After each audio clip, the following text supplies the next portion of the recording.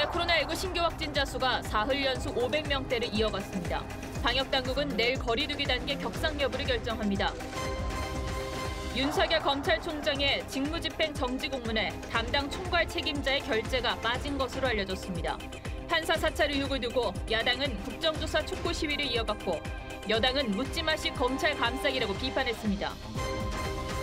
전북 정읍의 오리 농장에서 조류 인플루엔자 AI가 2년 8개월 만에 발생해 인근 농장의 닭과 오리 39만여 마리가 살처분됐습니다. 경남 농가에서는 살충제 계란이 3년 만에 나왔습니다. 임대 수익을 보장하는 펜션 건설에 투자했지만 3년이 되도록 공사 착수도 못하는 등 20억 원대 계약 피해 사례를 보도합니다.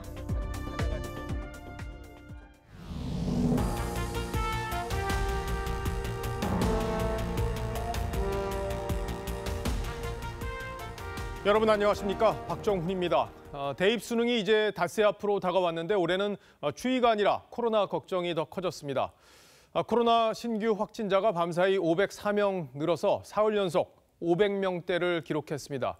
지난 일주일간 일평균 확진자 수도 400명을 넘겨서 사회적 거리두기 단계를 2.5단계로 높일 수 있는 기준을 충족했는데 방역 당국은 내일쯤 상향 조정 여부를 발표할 걸로 보입니다. 오늘은 최원영 기자의 리포트를 먼저 보시겠습니다. 코로나19 국내 신규 확진자는 504명입니다. 500명을 넘은 건 사흘째입니다. 세종을 제외한 전국에서 확진자가 발생했습니다. 유행의 중심은 여전히 서울 등 수도권입니다.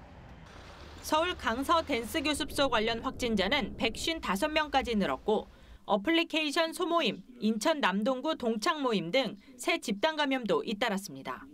유행이 꺾이는 시기인지 잠시 주춤했다가 다시 그 확산세가 지속되는 시기인지 그것을 이제 가늠해야 되는 중대한 기로에 있다. 이에 따라 방역 당국은 사회적 거리두기 단계를 추가 격상하는 방안을 내일 결정해 발표할 예정입니다. 지난 일주일간 일평균 확진자 수는 424.6명, 지역 발생 확진자는 400.1명으로 이미 전국적으로 2.5단계 격상 기준을 충족했습니다. 방역만 놓고 보면 이전과 비교했을 때 조금 더 높은 수위의 조치가 있어야만 통제할 수 있을 가능성이 높다고 보고 있기 때문에 하지만 대구와 울산 등 일부 지역은 2단계 기준을 충족하지 않아 일부 지역은 제외한 핀셋 격상이나 전국적인 2단계 격상이 예상됩니다.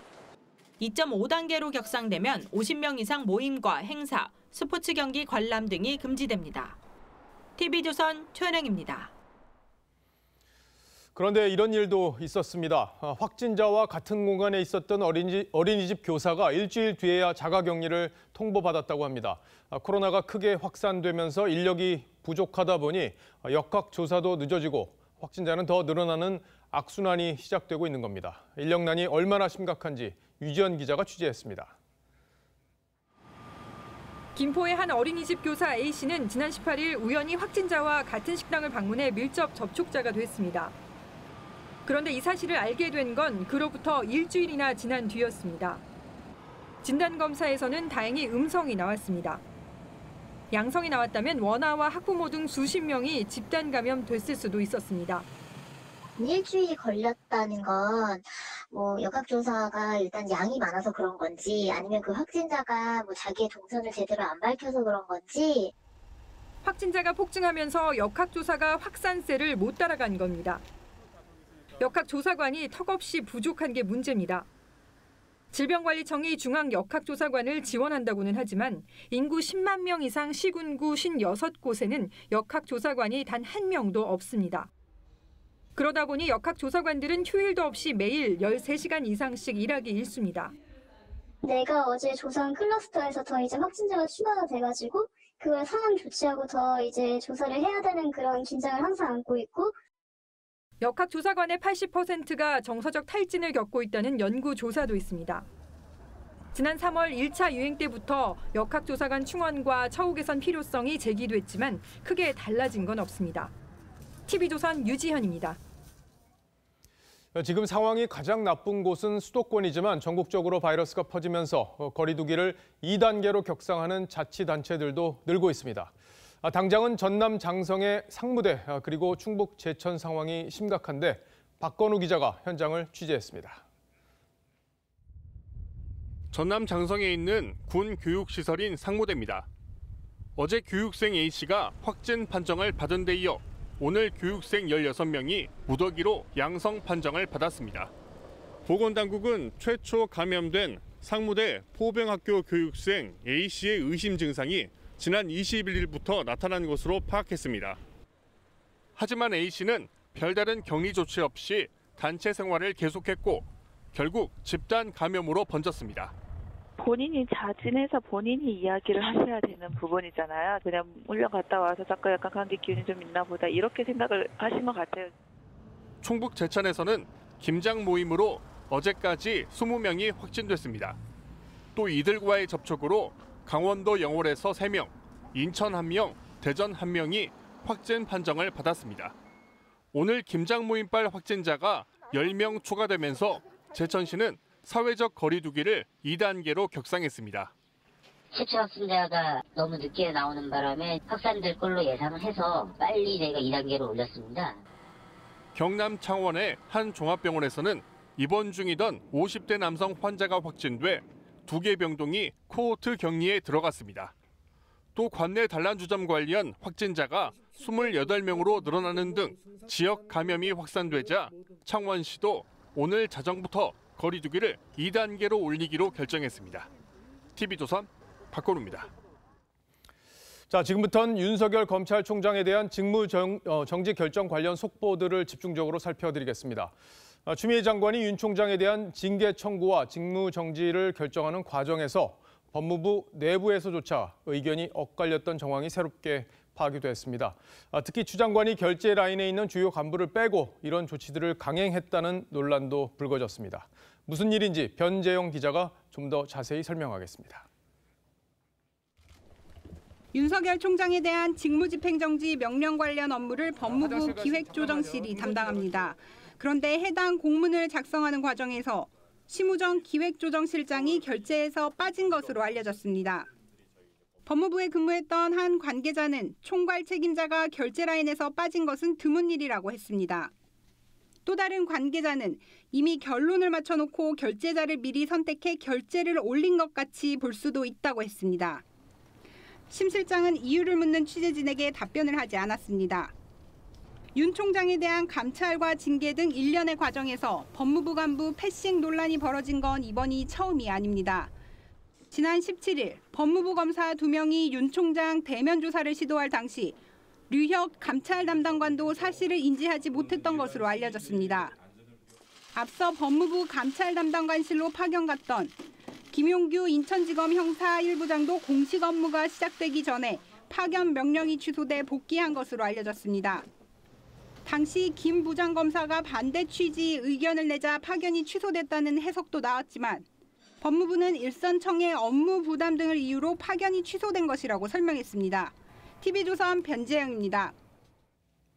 윤석열 총장의 직무를 정지시키는 데 결정적인 근거가 된 건 세간의 평들이 정리된 판사 문건이 불법 사찰이라는 법무부의 판단입니다. 추미애 장관은 어제 검사들에게 쓴 글에서도 불법 사찰이라고 강조했었는데 정작 문건을 작성한 검사는 정상적인 수사 정보 수집이었다 이렇게 주장하고 있습니다. 한지은 기자가 양측이 주장하는 논거들을 정리했습니다. 추미애 장관은 윤석열 총장이 판사 문건 작성에 개입했다고 주장합니다. 판사들에 대한 불법 사찰 책임이 있습니다. 가장 문제가 되는 건 무리야기 법관이라는 문구입니다. 양승태 대법원장 시절 이른바 판사 블랙리스트 사건에서 법원행정처가 인사에 참고하기 위해 만든 명단에 나오는 문구인데 당시 진보 성향 법관들이 포함돼 논란이 일었습니다. 불법을 주장하는 쪽에선 검찰이 압수수색으로 확보한 자료를 활용했다고 의심하고 있습니다. 수집 방법에 불법이 있었다는 주장입니다. 반면 해당 문건을 작성한 성상욱 부장검사는 수사팀으로 자료를 받은 일은 없다고 주장합니다. 성 부장검사는 2019년 양 전 대법원장의 변호인이 그 사실을 재판부에 제기하면서 알려졌고 그 내용은 공판 검사들 사이에서 이미 알려져 있었다고 해명했습니다. 단순히 법정에서 이미 언급된 내용을 전달받은 것이기 때문에 불법은 아니라는 주장입니다. 향후 수사에서 대검에 있던 성 부장검사가 이 내용을 어떻게 알았는지, 그 과정에서 불법이 있었는지 여부가 쟁점이 될 것으로 보입니다. TV조선 한지은입니다. 윤석열 총장에 대한 직무 정지 결정이 촉발시킨 논란의 핵심은 보신 것처럼 판사 문건이 불법 사찰이냐 아니냐 여부일 겁니다. 대법원 판례를 보면 어떤 게 불법 사찰인지 잘 나와 있는데 이번 문건과 비교해서 한번 살펴보도록 하죠. 법조팀 장윤정 기자 나와 있습니다. 장 기자, 대법원 판례가 어떤 건지 먼저 내용을 정리해 볼까요? 네, 1998년 국군보안사령부의 민간인 사찰과 관련한 대법원 판례가 많이 인용됩니다. 대법원은 3가지 기준을 제시했는데요. 국가기관이 법에 규정된 직무 범위를 벗어나서 민간인을 대상으로 평소 동향을 감시할 목적을 갖고 미행, 탐문 채집 등 방법으로 비밀리에 수집한 경우 불법 행위라고 규정하고 있습니다. 자, 그러니까 이 3가지 기준 중 하나라도 충족이 되면 불법이다 이런 거죠? 네, 맞습니다. 2018년 우병우 전 청와대 민정수석의 불법 사찰 재판도 있는데요. 1심 재판부는 우 전 수석이 특정인에게 불이익을 주려는 의도로 정보 수집을 지시한 부분을 유죄로 봤습니다. 다만 일부 사찰 혐의는 정당한 정보 수집이고 또 이미 수집된 정보를 정리했다는 이유로 무죄를 선고했습니다. 자, 그럼 대법원 판례를 적용해서 이번 판사 문건의 위법성 여부를 좀 따져보죠. 첫 번째 기준, 그러니까 직무 범위를 벗어났는지 여부, 이건 어떻습니까? 네, 해당 문건을 만든 곳은 대검 수사정보정책관실입니다. 그러니까 고유 업무인 수사정보를 수집한 거라면 괜찮다는 말인데요. 법무부는 이미 기소가 된 상태였고 판사의 개인 성향이나 정보는 수사 정보에 해당하지 않는다는 입장입니다. 하지만 윤 총장 측은 기소 이후라도 공소 유지를 위해 필요한 정보 역시 수사 정보라고 반박합니다. 자, 두 번째 기준은 민간인을 대상으로 평소 동향을 감시한 거냐, 바로 이 부분인데 어떻습니까? 네, 추 장관 측은 사생활 정보를 문제 삼습니다. 또 농구를 좋아한다, 또 검찰 간부의 처제다. 이런 취미나 가족관계가 공소유지랑 무슨 상관이 있냐는 겁니다. 자, 그럼 윤 총장 측 반론도 있습니까? 네, 윤 총장 측은 대부분 언론과 법조인 대관 등에 공개된 내용이고 그저 재판을 할 때 참고하기 위해 만든 자료란 겁니다. 이 정보를 가지고 불법적인 행동, 그러니까 탄압이나 이런 것들 할 목적도 없고 그럴 만한 자료도 아니라는 겁니다. 이 내용만으로는 불법인지 아닌지 애매하다고 말하는 법조인도 많습니다. 자, 마지막 기준이 좀 중요한데 미행, 탐문, 채집 등의 방법으로 비밀리에 수집한 정보냐 이 부분이잖아요. 이번 문건에서 특정 판사가 무리를 야기한 법관 명단에 포함된 걸 검찰이 파악하는데 불법이 있었냐 이 부분이 제일 중요한 건데 어떻습니까? 네, 맞습니다. 무리야기 법관 명단은 법원 내부 인사자료로 비공개 문건입니다. 앞선 리포트에서 보셨듯이 해당 문건을 작성한 성상욱 부장검사는 한 재판에서 피고인의 변호인이 언급하면서 공판 검사들 사이에 이미 널리 알려져 있었던 얘기라고 주장했습니다. 반면 불법성을 의심하는 쪽인 대검 감찰부는 지난 25일 수사정보정책관실을 압수수색했는데요. 검찰이 이런 자료들을 어떤 경로로 확보했는지 또 불법적인 방법을 사용하지는 않았는지 등을 확인할 것으로 보입니다. 결국 재판부가 이번에 윤 총장이 낸 집행정지 신청 이걸 판단할 때 이런 기준들을 잘 따져보겠군요. 잘 들었습니다. 지금까지 장윤정 기자였습니다.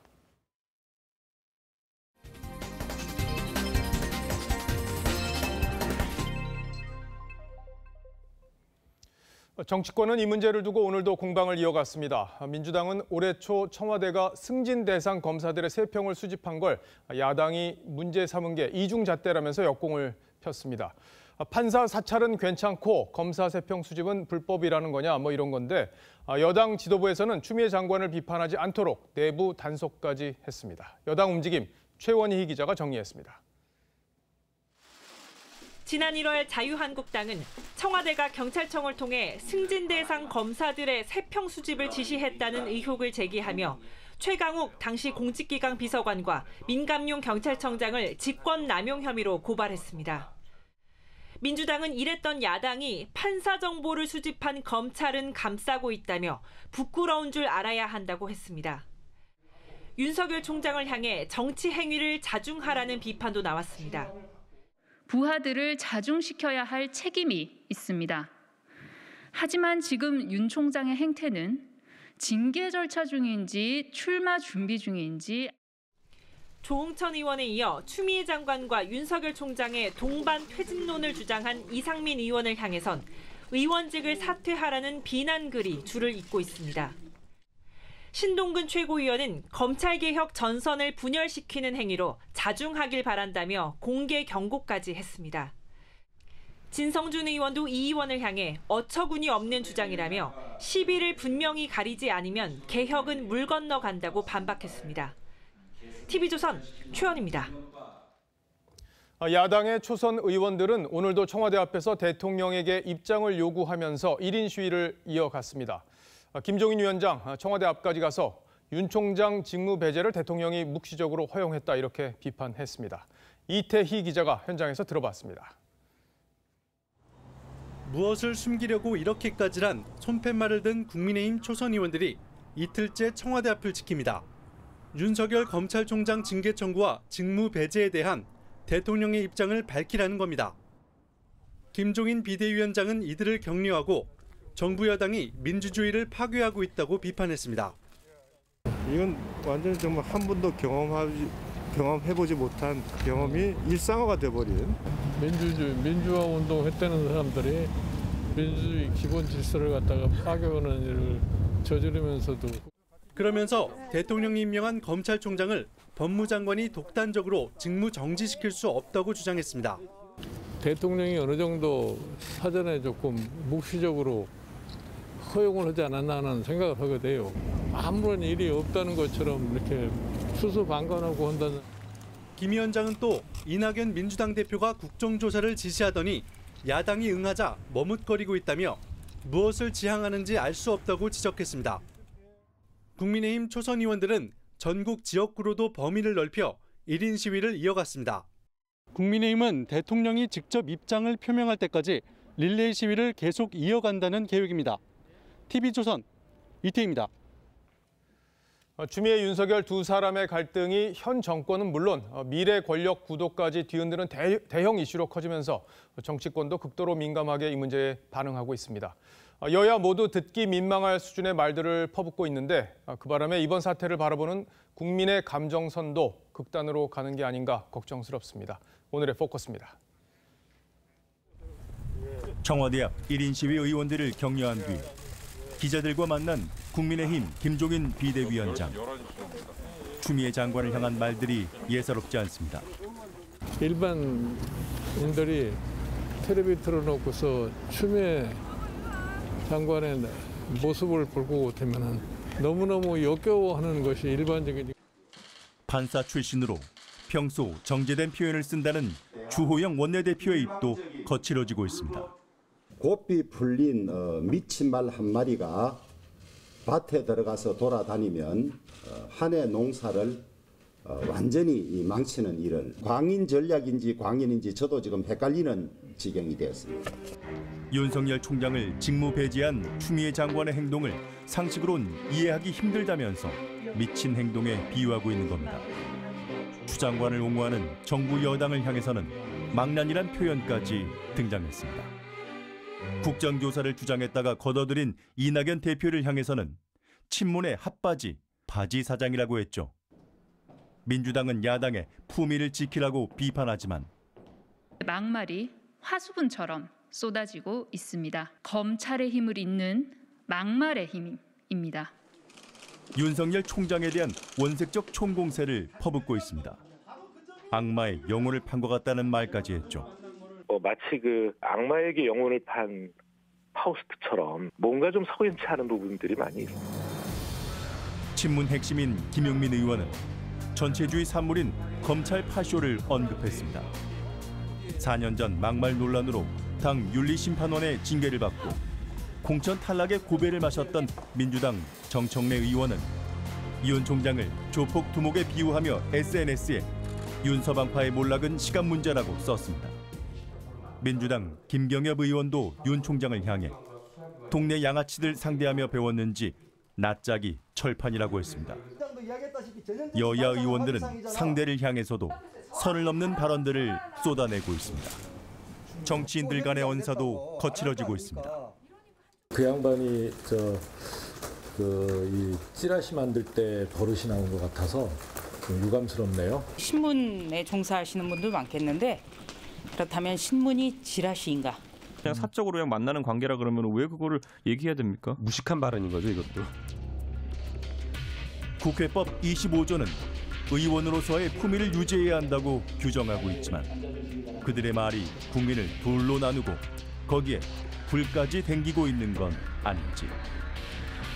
뉴스7 포커스였습니다.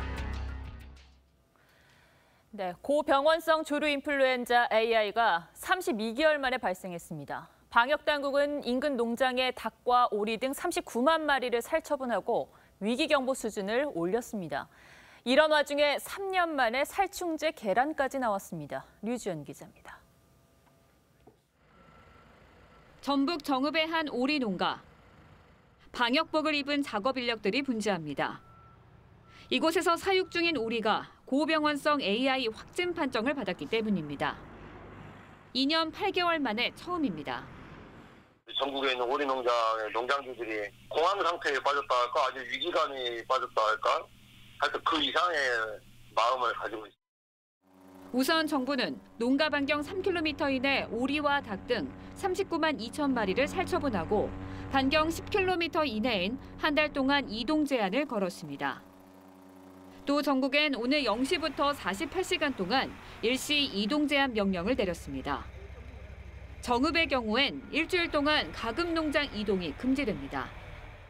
이때까지는 주의 단계를 가지고 있었는데 이제는 심각 단계로 격상을 하면서 앞서 경남 고성의 계란 농장에서는 살충제 성분인 비펜트린이 기준치의 4배인 킬로그램당 0.04mg이 검출됐습니다.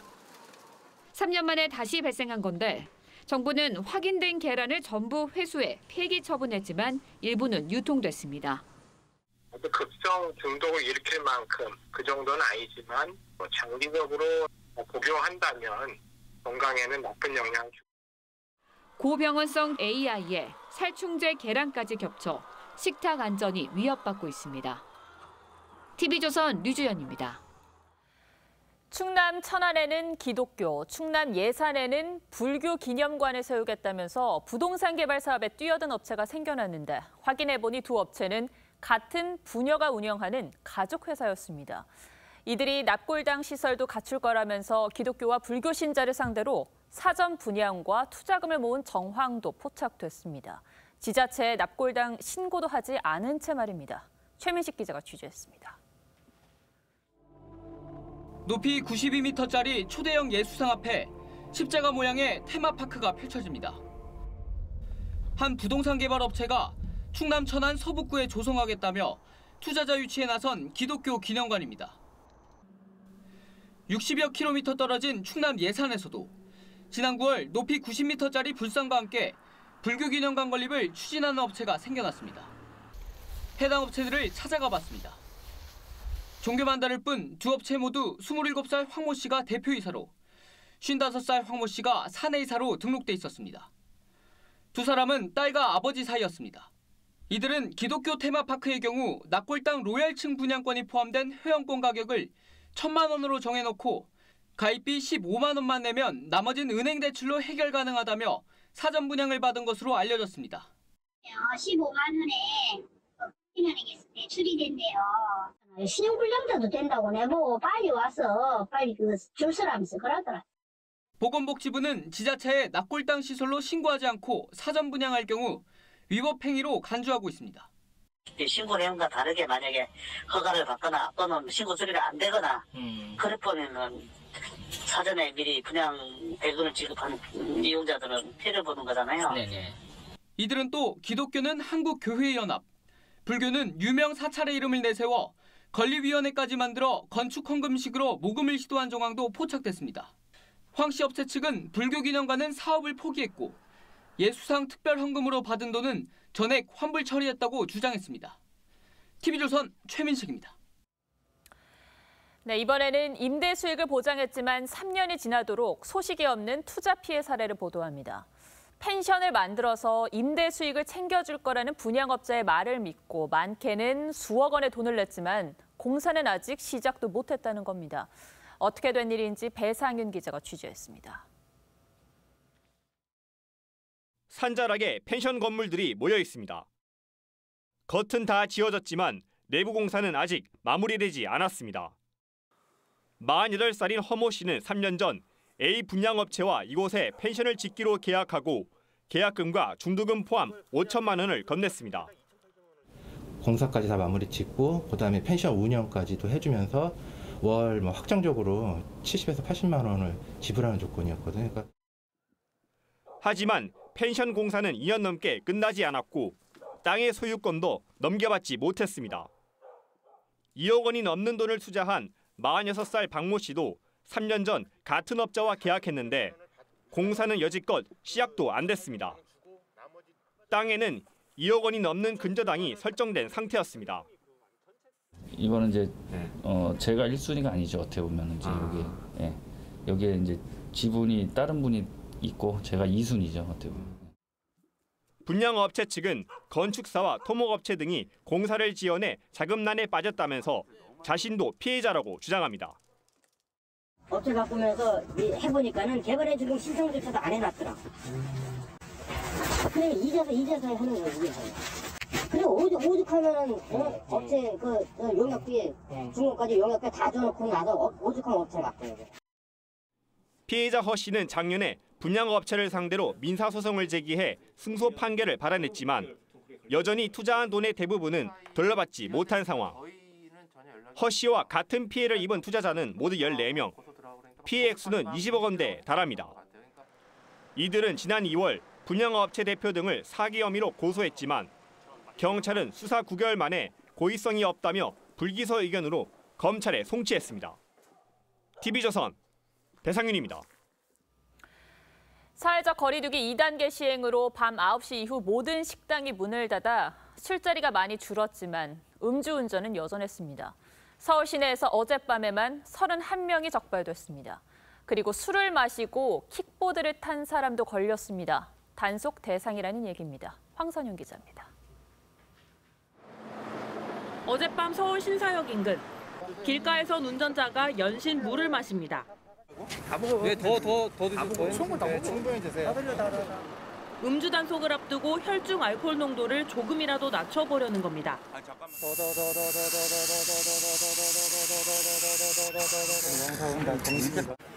내가 진짜 비슷하고 가자니까.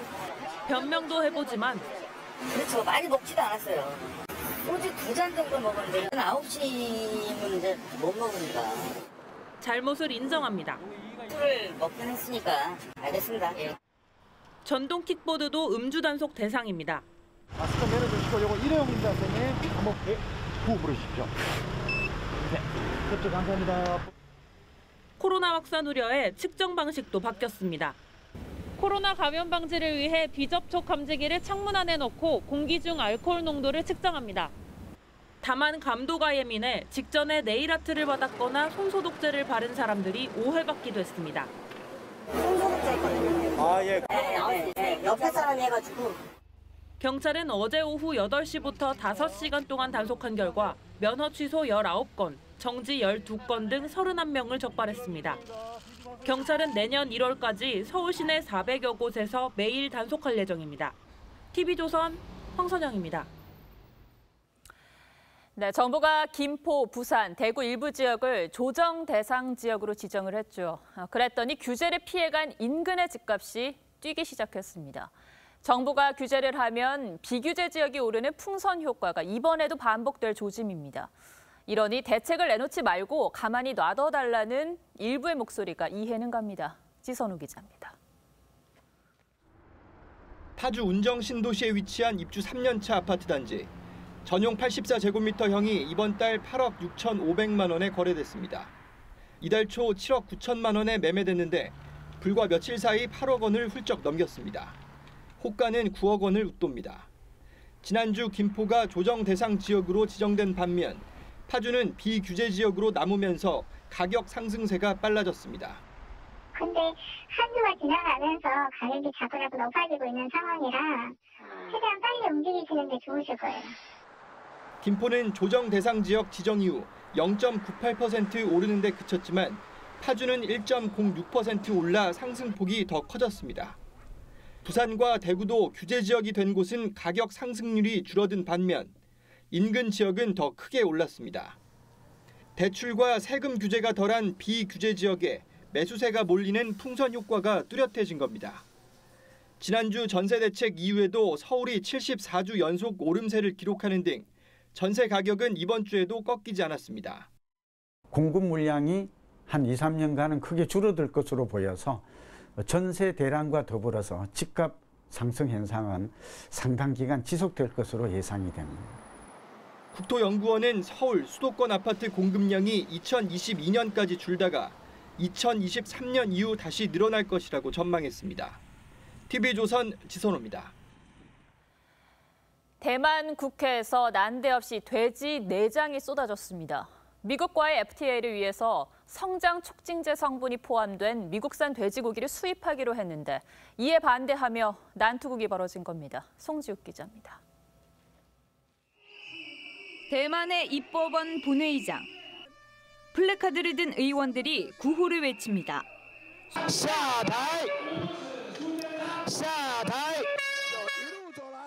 수전창 행정원장이 발언하려 하자 양동이에 든 뭔가를 쏟아붓습니다. 의회 단상과 바닥에 널브러진 건 다름 아닌 돼지 내장과 간. 주거니 받거니 집어던지며 싸우더니 달려들고 머리채 잡고 패대기 치며 육탄전까지 시작합니다. 국회에서 돼지 내장 난투극이 벌어진 건 3달 전 발표된 미국산 돼지와 소고기 수입 완화 때문입니다. 미국과 FTA를 원하는 차이 총통 정부가 락토파민이 함유된 돼지고기까지 수입하기로 결정했기 때문입니다. 过去来猪进口政策，你在野的时候反来猪，执政了就护来猪。 돼지를 빨리 살찌우는 성장 촉진제 락토파민은 우리나라와 미국 등에선 허용하지만 발암성 물질로 꼽히며 유럽 등 160여 개국이 금지하고 있습니다. 심지어 중국에서도 2011년 이른바 독돼지 파동으로 금지하고 있어 대만 민심도 요동치고 있습니다. 지난 주말에도 타이베이시에서 5만 명이 쏟아져 나오며 대규모 반대 시위가 열리기도 했습니다. TV조선 송지욱입니다. 네, 서울대학교 재학생과 졸업생 그리고 교직원만 쓸고 볼 수 있는 게시판에 박근혜 전 대통령에게 미안하다 이런 글이 올라와서 화제가 되고 있습니다. 결론적으로 보면 반성문 형식을 빌어서 현 정부의 문제점을 지적한 일종의 풍자글입니다. 홍현주 기자가 화제가 되고 있는 주요 내용들을 추렸습니다. 서울대 스누라이프 사이트에 오른 반성문엔 미안합니다란 말이 14번이나 나옵니다. 먼저 박근혜 정부 당시 혼외자 논란으로 최동욱 검찰총장이 사퇴했을 때 욕했었다며 윤석열 찍어내는 것 보니 욕할 것도 아니었다. 미안하다고 합니다. 또 우병우 당시 민정수석아들의 보직 특혜 논란을 보고 욕했었는데 코너링도 굉장히 좋았습니다. 추미애 법무장관 아들의 군휴가 특혜 논란에 대한 대처와 비교하면 훌륭하고 성숙했다며 거듭 미안하다고 썼습니다. 소설을 쓰시네. 현 정부가 집 사지 말라면서 집값을 올려놓는 걸 보니 전 정부가 집 사라고 했던 건 선견지명이었다고 비꼽니다.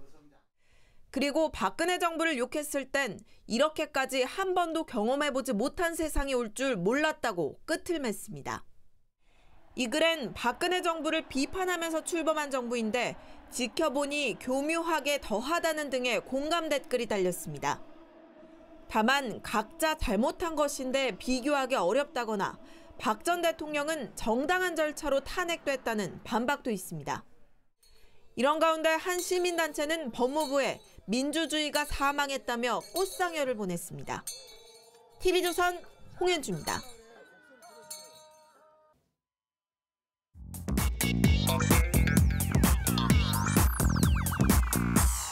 뉴스야 시작합니다. 정치부 김정우 기자 나와 있습니다. 첫 번째 물음표 보죠. 네, 첫 번째 물음표는 백두롭이 살린 야성으로 하겠습니다. 예, 지금 국민의힘에서 백드롭, 그러니까 네. 이제 배경 화면 비슷한 건데 거기에 이제 여러 가지 문구들을 실어서 관심을 모으고 있죠. 예, 그 각 당 회의실을 보면 이렇게 보면 이제 저렇게 배경막이 다 있는데 예.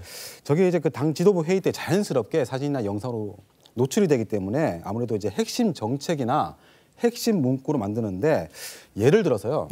여기가 만약에 정당 회의실이라면 이렇게 뒤에 이런 식으로 이렇게 백드롭을 걸 수가 있는 겁니다. 예. 뉴스7 대표 코너 뉴스야. 저는 앵커가 고른 한마디인 줄 알았는데 아니군요. 예.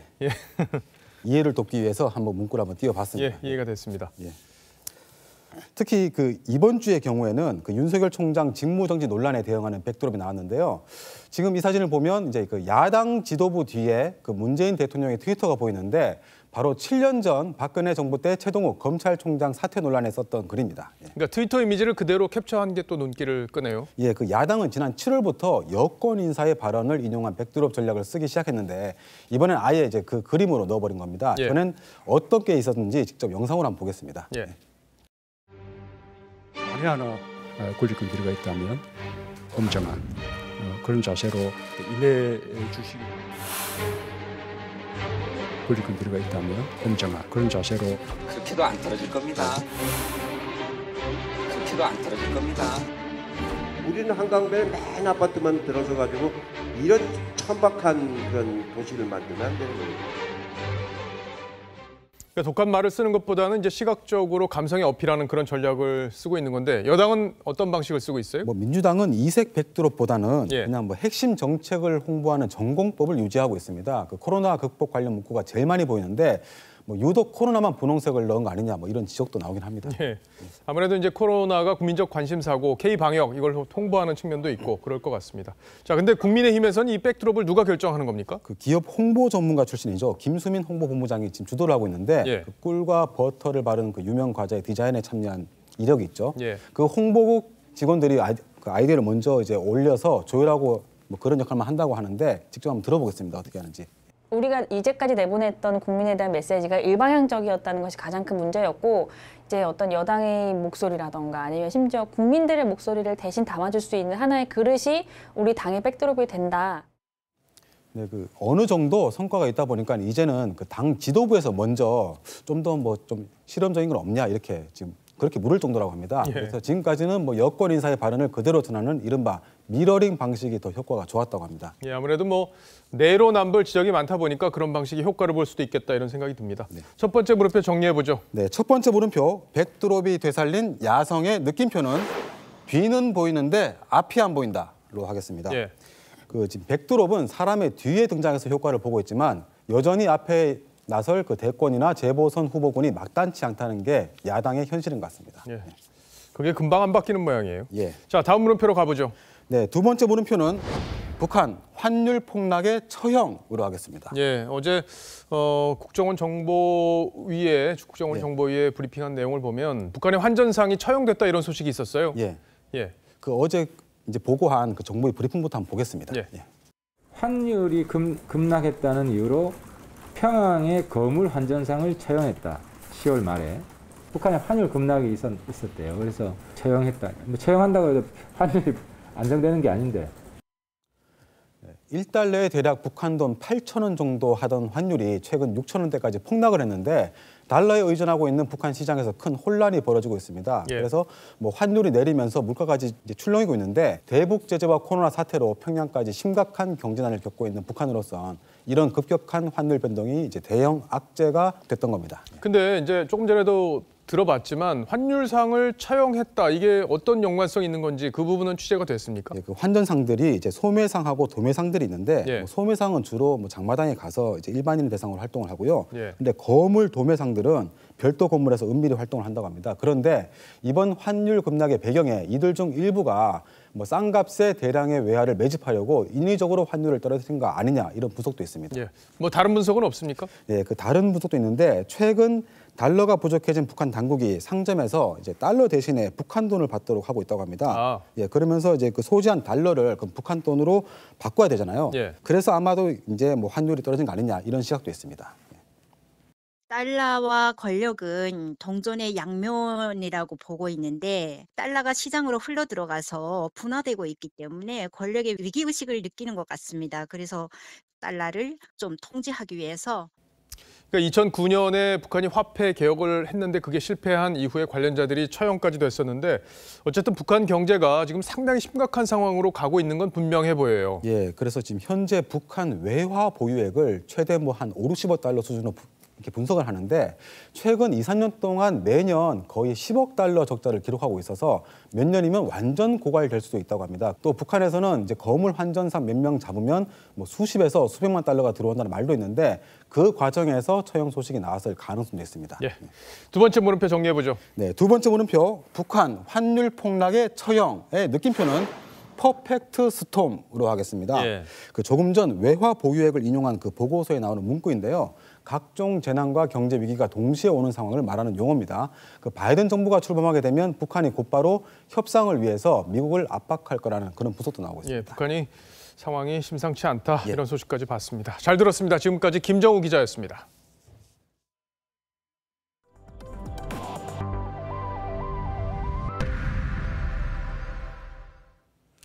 네, 나이가 들수록 늙지 않기를 바라는 마음은 똑같을 텐데요. 국내 연구진이 노화를 막는 것을 넘어서 늙은 세포를 젊은 세포로 회춘시키는 기술을 발견했습니다.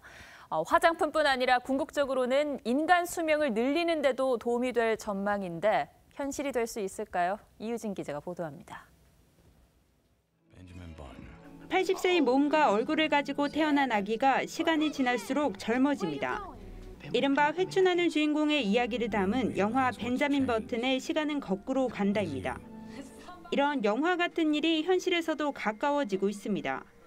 국내 연구진이 노화한 피부를 젊게 되돌리는 기술을 개발한 겁니다. PDK1이라는 노화를 일으키는 스위치를 찾아내 이걸 억제했더니 콜라겐 합성이 늘어나 피부 조직이 활력 있고 젊은 수준으로 회복됐습니다. 각질 생성세포의 증식과 분할을 원활하게 만들어주고 그럼으로써 주름 개선을 하는 효과를 가지게 됩니다. 암을 일으킬 수 있다는 부작용을 가진 기존 역노화 기술의 한계도 극복했습니다.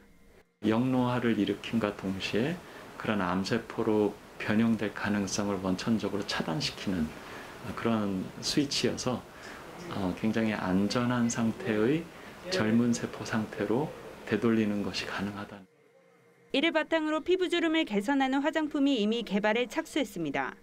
아직은 초기 단계지만 이번 결과는 향후 노화를 막고 각종 노인성 질환을 억제할 치료제 개발 가능성을 열었다는 데 의의가 있습니다. 연구진은 이르면 5년 내 역노화 약물을 개발한다는 방침입니다. TV조선 이유진입니다.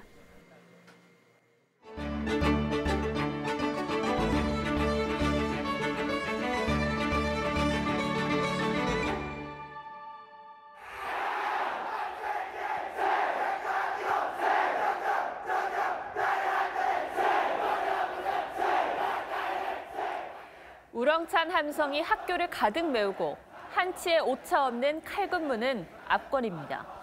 한 고등학교 1, 2학년 후배들이 수능을 하루 앞둔 날 고3 선배를 위해 목이 터져라 외치는 전통의 응원전이랍니다.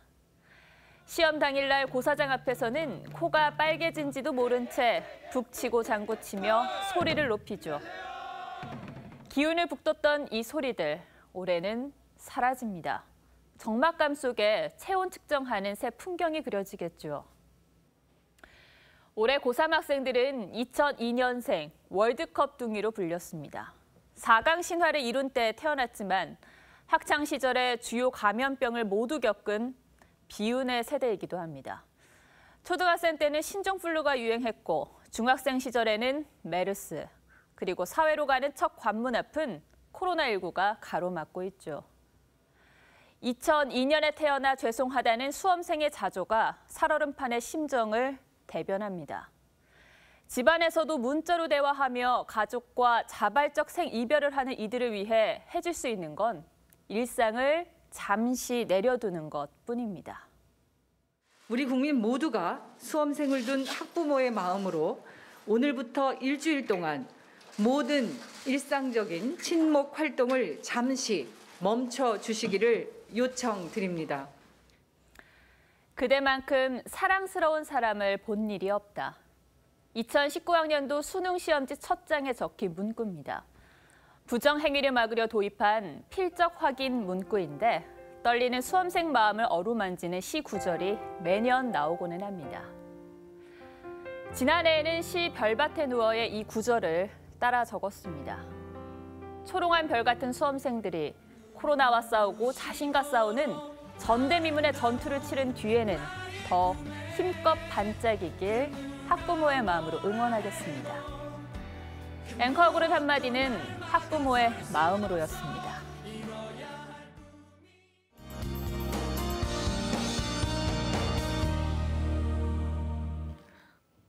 대기 중에 수증기가 순간적으로 얼어붙어 만들어진 얼음꽃을 바로 상고대라고 합니다. 오늘 한라산에는 이렇게 상고대가 피었는데요. 온 산의 나무마다 하얗게 내려앉았습니다. 제주 산지에는 오늘 밤부터 최고 3cm가량의 눈이 더 쌓이겠고요. 내일 아침까지 충남 북부와 서해안 곳곳으로도 비나 눈이 내리겠습니다. 추위가 갈수록 매서워지고 있어 내일도 옷차림 따뜻하게 하셔야겠습니다. 내일 서울의 아침 최저기온이 영하 3도, 파주 영하 7도, 대관령은 영하 9도로 출발하겠고요. 내일 낮 기온은 서울이 3도, 광주와 대구는 7도에서 머물겠습니다. 내일도 맑은 날씨가 이어지면서 대기는 더 건조해지겠습니다. 동해안 지역을 중심으로는 건조특보가 발효 중에 있습니다. 오늘 바다의 물결은 최고 4m까지 매우 높게 일겠습니다. 동해안은 오늘까지 너울성 파도를 유의하시기 바랍니다. 당분간 영하권의 밑도는 초겨울 추위가 계속되겠습니다. 날씨였습니다. 11월 28일 뉴스7 여기서 마치겠습니다. 시청해 주셔서 고맙습니다.